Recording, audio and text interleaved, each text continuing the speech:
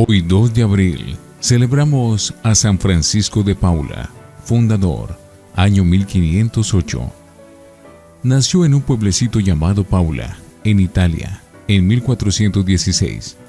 Le pusieron por nombre Francisco porque sus padres habían deseado por 15 años tener un hijo, y al fin, al rezarle a San Francisco de Asís, obtuvieron que naciera este niño.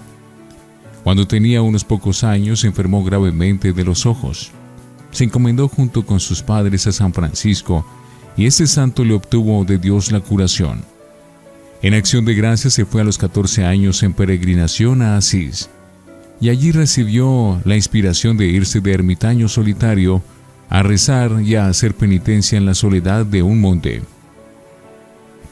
Pidió permiso a sus papás, y por 5 años estuvo escondido en la montaña, rezando, meditando y alimentándose solamente de aguas y de hierbas silvestres, y durmiendo sobre el duro suelo, teniendo por almohada una piedra. Pero un cazador que iba persiguiendo a un venado lo encontró y contó la noticia a las gentes. Entonces varios hombres más se fueron a seguir su ejemplo, y tuvo que construir unas chozas y una capilla para sus compañeros. Su lema: caridad. El lema que les puso a todos los que lo seguían era aquella frase de Jesús: en esto se conocerán que sois mis discípulos, en que os amáis los unos a los otros. Por eso el santo siempre lo pintan con una palabra junto a él: caridad. Una consigna muy fuerte. Francisco tuvo que fundar varias casas para sus religiosos, y en todos sus conventos puso una consigna o ley que había que cumplir siempre.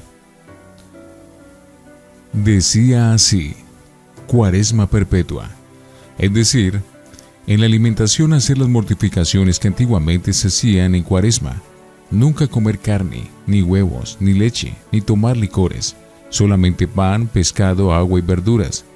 Esto lo hizo como una reacción ante una oleada de sensualismo que había vivido Europa y que había llevado a las gentes a comer y a beber en exceso, y con esto se les debilitaba la voluntad y llegaban a cometer todos los vicios. Los mínimos. Miles de hombres decidieron abandonar la vida pecaminosa del mundo e irse a la comunidad religiosa fundada por San Francisco de Paula. Así como San Francisco de Asís les había impuesto a sus religiosos el nombre de hermanos menores, San Francisco de Paula les puso a los que pertenecían a su comunidad el nombre de hermanos mínimos, es decir, los más pequeñitos de todos, y todavía los llaman así, los mínimos. El don de hacer milagros. San Pablo dice: el Espíritu Santo les concede a unos el don de hacer curaciones milagrosas, a otros el don de hacer milagros, y a otros el don de profecía. Primera de Corintios 12:9. Y a San Francisco de Paula le concedió el Divino Espíritu todos estos dones, en cantidad muy abundante. Volando sobre el mar.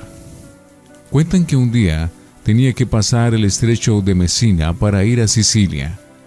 Le dijo al dueño de una embarcación: ¿me lleva? Pero no tengo dinero.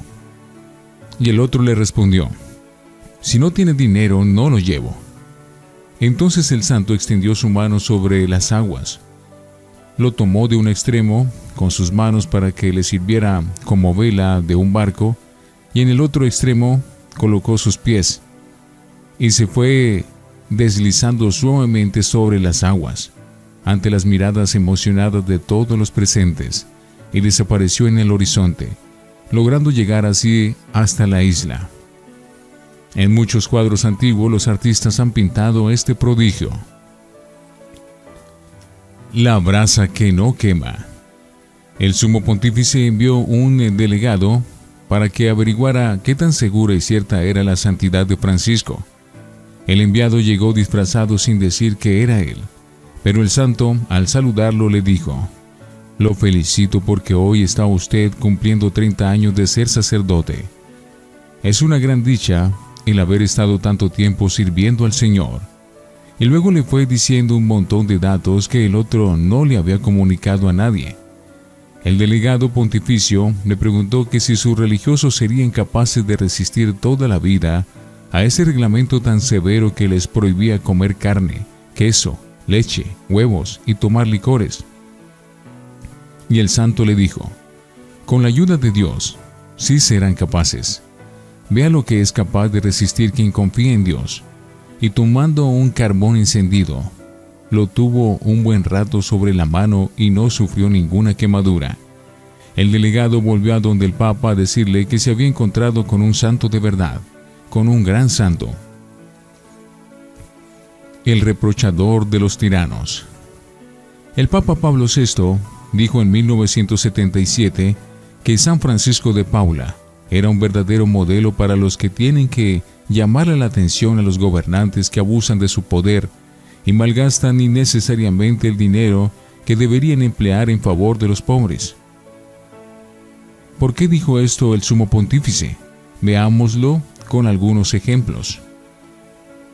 Por aquellos años, nuestro santo recorrió ciudades y pueblos llevando el mensaje de Dios a las gentes. Y en aquellos tiempos, como ahora, había alcaldes, gobernadores, ministros y hasta jefes de Estado que abusaban de su poder y gastaban los dineros públicos para enriquecerse o para hacer gastos inútiles y conseguir lujos en vez de socorrer a los necesitados. Y a ellos les iba recordando San Francisco que a cada uno le dirá Cristo en el día del juicio aquellas palabras que dijo en el Evangelio: dame cuenta de tu administración. Lucas 16:2. Y les repetía lo que decía San Pablo: cada uno tendrá que presentarse ante el tribunal de Dios para darle cuenta de lo que ha hecho, de lo bueno y de lo malo. Francisco no era muy instruido, ni tampoco era sacerdote. Era un sencillo y pobre monje, pero era un hombre de oración, y se sabían las suficientes frases de la Biblia como para lograr conmover a sus oyentes. Y una de esas frases que no era capaz de callarse cuando hablaba a los que gobernaban era aquella que dice Jesús al final del Apocalipsis: He aquí que vengo y traigo conmigo mi salario, y le daré a cada uno según hayan sido sus obras. Todo esto hacía pensar muy seriamente a muchos gobernantes y los llevaba a corregir los modos equivocados de proceder que habían tenido en el pasado. Un pobre contra un rey. El rey de Nápoles, Fernando el Bastardo, no le agradaba nada a este modo tan franco de hablar que tenía el santo varón, y dispuso mandarlo apresar. Pero los enviados a ponerlo preso volvieron sin el prisionero, y muy emocionados, diciéndole al rey que se habían encontrado un verdadero santo, y que nunca jamás se atreverían a poner su mano sobre semejante hombre de Dios. Entonces el rey lo mandó ir a su palacio. Trató de ganárselo con regalos y premios, pero el santo no recibía nada. Le ofrecieron lujosas habitaciones para habitar, pero él se iba a dormir a un pobre rancho, acostado sobre el duro suelo. Y al rey y a los empleados les sabía cantar las 40, diciéndoles que no se puede hacer gastos en lujos mientras el pueblo se muere de hambre. Una moneda que sangra. El rey le ofreció una bandeja llena de monedas de oro, para que con ese dinero construyera un convento. El santo no aceptó tal regalo, pero tomando en sus manos una moneda de esas, la partió en dos, y de ella empezó a brotar sangre que le salpicó el vestido al mandatario. Fernando empezó a temblar de pies a cabeza, y San Francisco, fijándose en sus ojos escrutadores, le dijo: Señor Rey, esto es un símbolo de lo que le está sucediendo a la gente de su pueblo. El oro que emplea el gobierno en lujos, en gastos inútiles, está desangrando al pueblo. El descontento es general, pero sus empleados no dejan llegar hasta sus oídos la protesta de tantos que padecen miseria, mientras que los que gobiernan viven entre lujos y placeres. Recuerde que Dios lo colocó en este puesto de gobierno para que busque el bienestar del pueblo y no para que lo oprima y empobrezca. ¿O es que se imagina que Dios va a juzgar a los gobernantes? El rey dobló la rodilla y prometió que en adelante se preocuparía más por la suerte del pueblo pobre y necesitado. Señor, que también en este tiempo nos concedas apóstoles que se atrevan a hablar así. Un rey le pide que consiga la salud del cuerpo y lo que consigue es curarle el alma. El rey Luis XI de Francia, que había sido bastante déspota y tirano y poco piadoso, tuvo un ataque de apoplejía, un derrame cerebral, y quedó con una enfermedad nerviosa que le hacía muy amarga su existencia y que lo puso de un mal genio tal que nadie se atrevía a acercársele. El rey estaba supremamente apegado a la vida y a la salud y de ninguna manera deseaba morirse, sino más bien curarse de aquella enfermedad tan molesta. Mandó entonces a Italia a que convencieran a San Francisco de Paula para que fuera a curarlo. El santo se dio cuenta de que lo que buscaba el rey era solo un favor material y no quiso ir. Pero Luis XI le escribió al Papa Sixto IV y el pontífice le dio la orden al santo de ir a visitar al rey enfermo. Con tristeza se despidió de su amada patria porque sabía que ya nunca más iba a volver a su bella Italia. Milagros por el camino. Viajó a pie hasta el mar, subió a un barco, y cuando en pleno viaje los atacó una violenta tempestad, hizo la señal de la cruz a los vientos y a las olas, y la tempestad se calmó enseguida. Luego se les acercó un barco pirata para atacarlos, pero el santo hizo la señal de la cruz al barco atacante, y éste, sin saber por qué, se retiró sin atacar.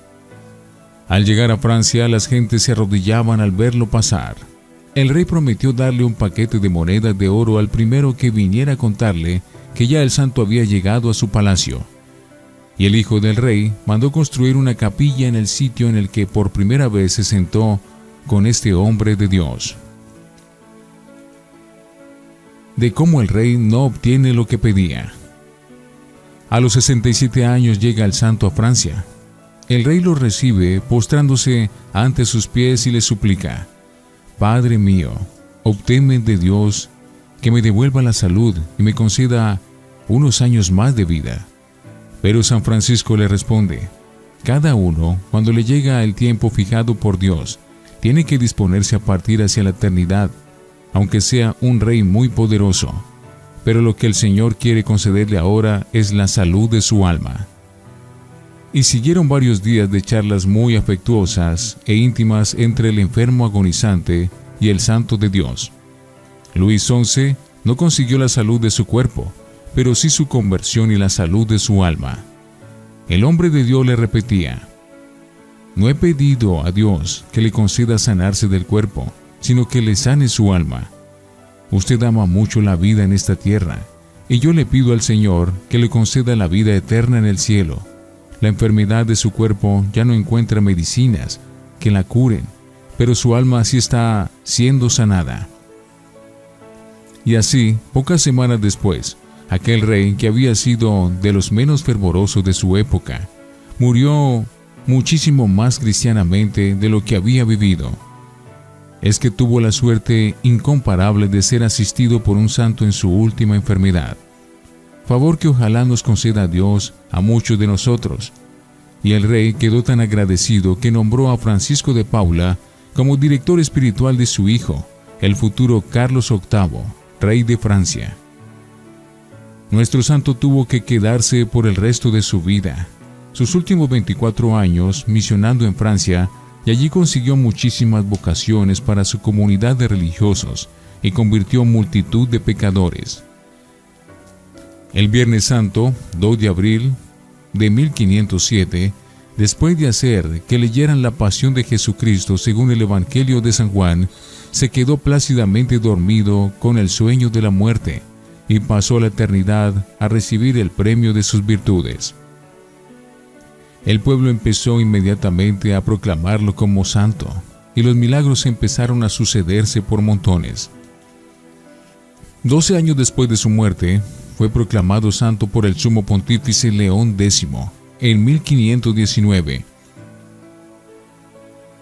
Y es un dato curioso que un santo que jamás comía carne, ni huevos, ni leche, ni tomaba licor alguno, llegó en plena robustez hasta los 91 años de edad. San Francisco de Paula, rogad por nosotros.